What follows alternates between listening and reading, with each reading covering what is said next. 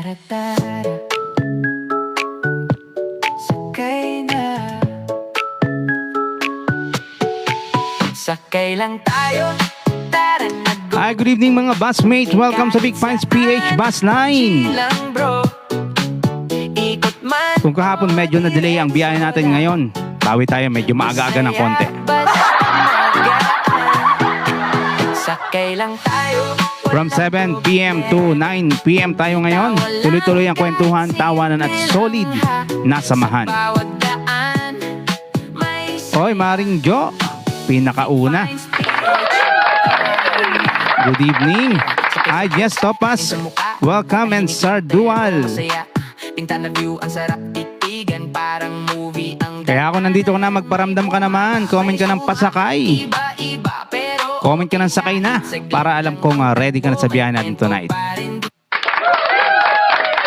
Yan, kasi kagabi nawala ng kuryente. Ah, okay.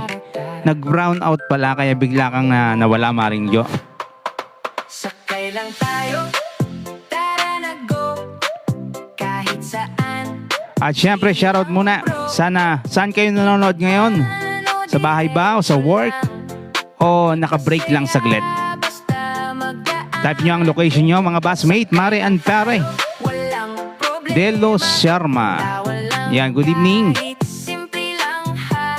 Sa bawat Syempre, bago tayo tuluyang bumiyahe, yayain natin ang ating mga kaibigan at ang mga kakilala hangin sa para sama-sama tayong bumiyahe ng masaya ngayong gabing to. Pinta na view, ang sarap titigan. Parang movie may sumakay. Iba-iba pero okay. Alright, busmate, thank you so much. Busmate, Kwento pa rin dito.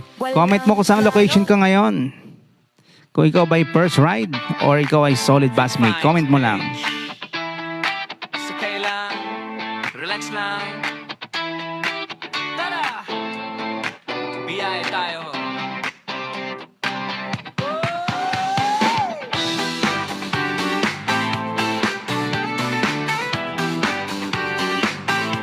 Ayun, solid busmate, Maring Jo.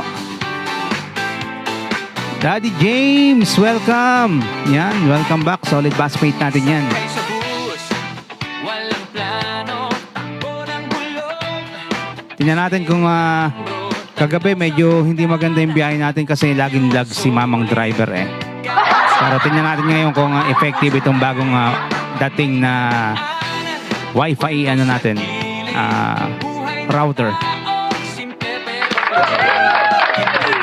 Tingnan natin, malalaman.